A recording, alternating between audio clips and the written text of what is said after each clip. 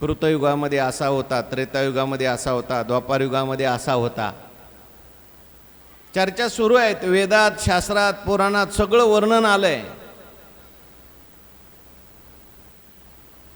18ही पुराण हर्षी गाती, चौवेदी जाण, शाही शास्त्री कारण. 18ही पुराणे हर्षी गाती गातात.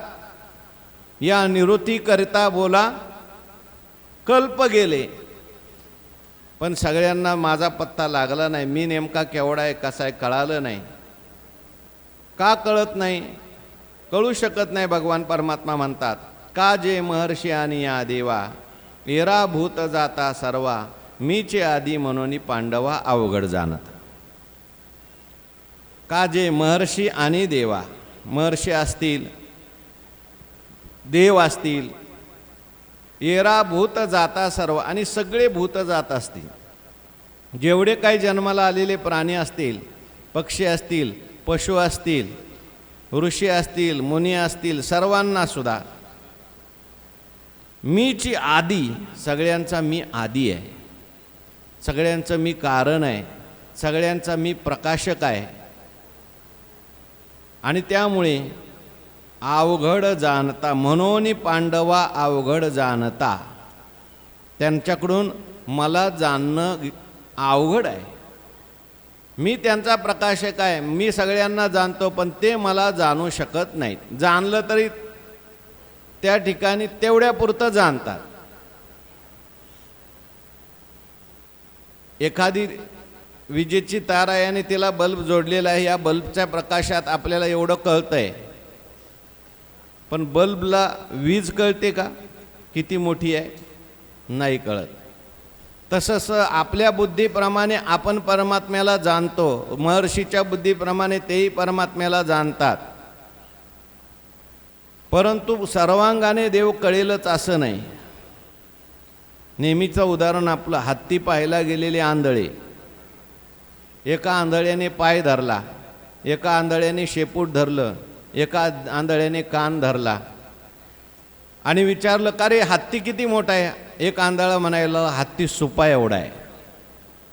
दुसरा आंधळा म्हणायला लागला, हत्ती खांबासारखा आहे. तिसरा आंधळा म्हणायला लागला, हत्ती दोरीसारखा आहे. यांना पूर्ण हत्ती कळाला का? तसं काही म्हणतात देव सगुणच आहे, काही म्हणतात देव निर्गुणच आहे, काही म्हणतात देव आपल्यात आहे, काही म्हणतात देव जगात आहे. अजून सगळ्यांना सगळा मी कळालेलो नाही. का कळालेलो नाही? त्याचं कारण आहे, मी अगोदर आहे, हे सगळे नंतर आहे. ज्या बुद्धीने परमात्म्याला जाणायचं आहे ती बुद्धीसुद्धा कार्य आहे, मी तिचं कारण आहे. मीचे आदी म्हणून पांडवा अवघड जाणता. जाणायला थोडंसं अवघड आहे. उदाहरण दिलं, किती अवघड आहे, कसं अवघड आहे, का अवघड आहे? उतरले उदक पर्वत वळघे, जरी झाड वाढत मुळी लागे, तरी मिया झालेनी जगे जाणीजे माते. उतरले उदक पर्वत वळगे, पाणी वरून खाली एकदा आलं, पर्वतावरून पाणी खाली आलं, परत पर्वतावर चढेल, चढतं का?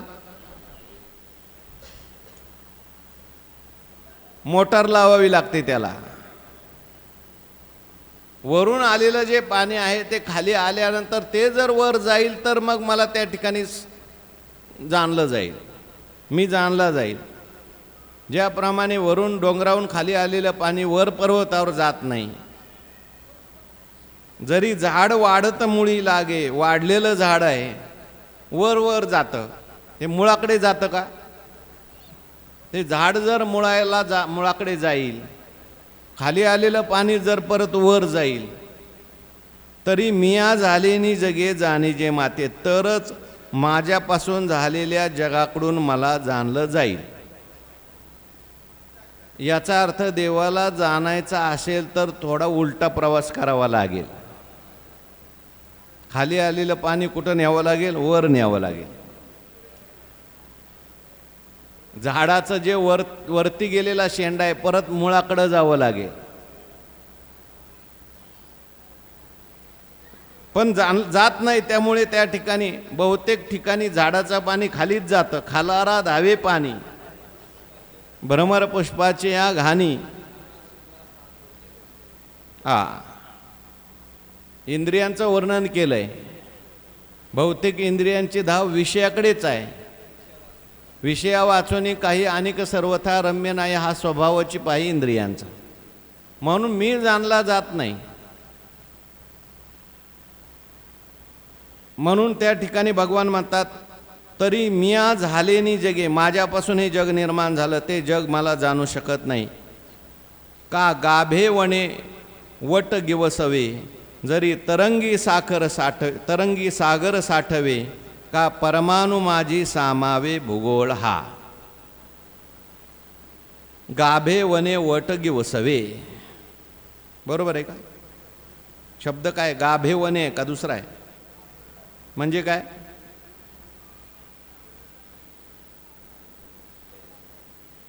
गर्भपत्र म्हणजे आता अजून उमललेलं नाही असं पान. हे पानं अगोदर अशी फुलण्याच्या अगोदर अशी एकाला एक जोडलेली असतात. अंकुर आल्या आल्या पान असं थोडंसं जोडलेलं असतं, लहान असतं. पहिलं बीज, नंतर अंकुराला 2 छोटीशी पानं येतात आणि नंतर मग पुढे त्याचा वटवृक्ष तयार होतो. ज्याप्रमाणे ते जे नुकतंच अंकुरलेलं जे पान आहे त्याला गर्भपत्र म्हणतात. त्या पानाने वटवृक्ष व्यापला जात नाही. गाभे वने वट गिवसवे, जर त्या ठिकाणी गर्भपत्राने वटवृक्ष झाकला जाईल. जरी तरंग सागर साठवे, एखाद्या तरंगात सागर साठवला जाईल. तरंगात सागर साठवलं जाईल का? अहो, सागरावर आलेला बारीक असतो त्याला तरंग म्हणतात. त्या तरंगात म्हणे सागर जर साठवला जाईल, त्या छोट्याशा पानाने जर मोठा वटवृक्ष झाकला जाईल, जाऊ शकत नाही. किंवा का परमाणु माझी सामावे भूगोल हा, आणि परमाणूमध्ये हा भूगोल सामावला जाऊ शकत नाही. परमाणू केवढा आहे? फार बारीक. अहो, ते खिडकीतून प्रकाश येतो आणि त्या खिडकीच्या प्रकाशात जे कण दिसतात त्याला त्रसरेणू म्हणतात. धुलीकण दिसतात छोटे छोटे, खिडकीच्या प्रकाशात आल्यानंतर त्याला म्हणायचं त्रसरेणू. त्रसरेणू. आणि त्या त्रसरेणूचा कितीतरी पटीने लहान भाग अणू, आणि त्याचा कितीतरी प्रकारे लहान भाग परमाणू. म्हणजे आपला केस असतो ना, त्या केसाच्याही 100 भागापेक्षा कमी तो अणू, परमाणू. आणि म्हणे परमाणूत भूगोल सामावलं जाईल का? सगळी पृथ्वी सामावली जाईल का? ज्याप्रमाणे सामावली जाऊ शकत नाही, त्याप्रमाणे देवाकडून जीवाकडून मी जाणला जाऊ शकत नाही. माते जाणावया तरुवर बीजापोटी, बीज तरुवरा शेवटी, तरी मिया जाणलिया जीवा, महर्षी अथवा देवा, माते जाणावया व्हावा अवकाश जगा. जर एखाद्या लहानशा पानाकडून वटवृक्ष झाकला जाईल, जर तरंगामध्ये सागर साठवला जाईल, परमाणूमध्ये भूगोल साठवला जाईल, तरी मिया झाली या जीवा, महर्षी अथवा देवा, माते जाणावया व्हावा अवकाश गा. तर माझ्यापासून झालेल्या जीवांकडून, महर्षींकडून, देवाकडून मला जाणण्याकरता अवकाश होईल किंवा मला ते जाणू शकतील. कधी? जर परमाणूत भूगोल साठवला जाईल तर, जर तरंगात सागर साठवला जाईल तर, जीवाकडून मी जाणला जाईल, देवांच्याकडून मी जाणला जाईल, महर्षीकडून मी जाणला जाईल. मग कोणी असं म्हणेल का हो ठीक आहे, एवढं जर जाणायला जर देवाचं अवघडच आहे तर मग परमार्थ तरी कशाला करायचं आहे की नाही? देव जर जाणलाच जात नाही, देव जर कळतच नाही, कशाला या भानगडीत पडायचं हो? रोज पोथी ऐकायला जायचं, प्रवचन ऐकायला जायचं, कीर्तन ऐकायला जायचं. तर जाणला जाऊ शकत नाही, पण जाणलाही जाऊ शकतो. कोणाकडून जाणला जाऊ शकत नाही आणि कोणाकडून जाणला जाऊ शकतो.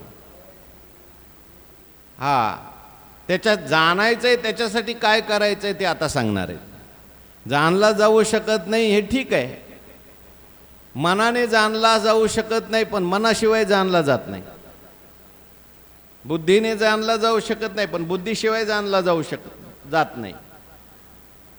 मग आता जाणायचं कसं, कसा जाणला जातो ते आता सांगायचंय. ऐसाई जरी विपाये सांडूनी पुढील पाये, सर्वेंद्रियाशी होये पाठीमोरा जो. आता कसं जाणायचंय देवाला ते ऐकायचंय उद्याच्या प्रवचनात. पुंडलिक वरदारी विठ्ठल श्री ज्ञानदेव तुकाराम विठ्ठल